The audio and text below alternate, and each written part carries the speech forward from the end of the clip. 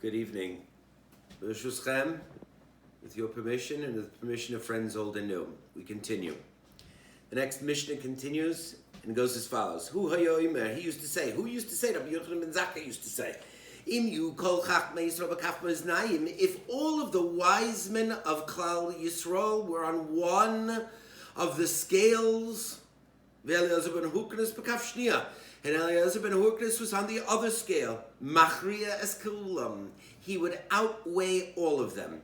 Abba Shaul says, Im yu kol chachmei Yisrael b'kaf maznayim, if all of the wise men of Israel are on one side of the scale, Elazar ben Hurknus afimahim, and Elazar ben Hurknus was with all of those wise men on that same side of the scale.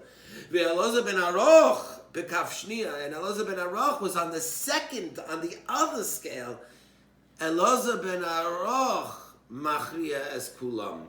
Elazar ben Aroch, he would outweigh all of them. What's the machlokas between Rabbi Yochanan ben Zakkai and Abba Shaul? The machlokas between whether Elazar ben Hurknus, who is described as bor sod, a cemented cistern from which a drop cannot escape, hermetically sealed vessel, is better than Elazar ben Aroch, who is considered Hamayon HaMitgber, an ever-flowing font.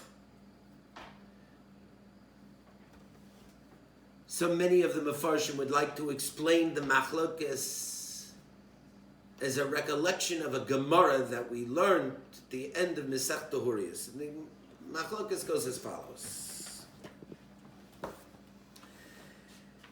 The last daf, the last few lines of Masechta Huriyos. Rabban Shimon ben Gamliel v'Rabbanim. There was a machlokes between Rabbi Shimon ben Gamliel and the Rabbanim. Chad Omer Sinai Adif. One says that a Sinai is better. V'chad Omer Oke Horim Adif. And another one says that an Oke Horim is Adif. What's the distinction? What's the definition of a Sinai and what's the definition of an Oke Horim? A Sinai is a person with encyclopedic knowledge.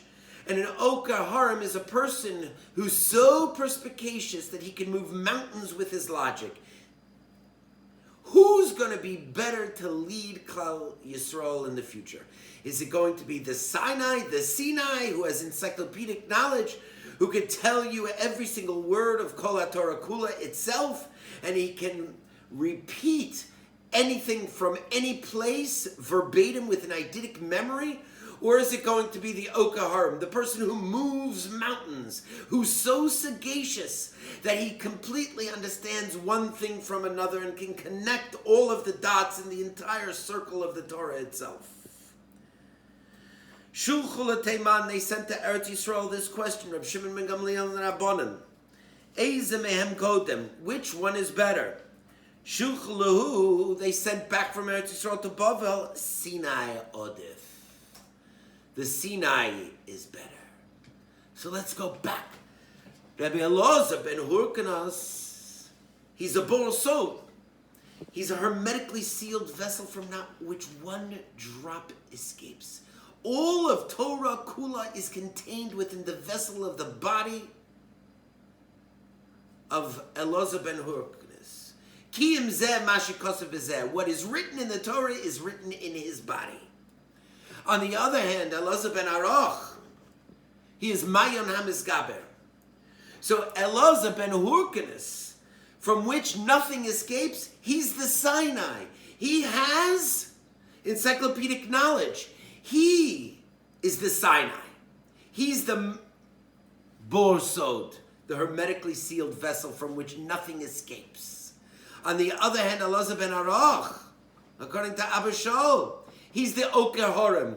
He's the person who moves mountains with his logic. He is the Ma'ayon HaMitgber. Which one is better? So when Eretz Yisrael sends the answer back to Bavel and says, Sinai Odif, the person who has encyclopedic knowledge is better, what they're saying is that in order for the Torah and Masorah to continue to another generation, you must have an unstinting unvarying, unencumbered, absolute, perfect recollection of Kol HaTorah Kula to transmit to the next generation so that there is no discrepancy from one generation to the next. Sinai, Odif. A Sinai is better. Good night and thank you.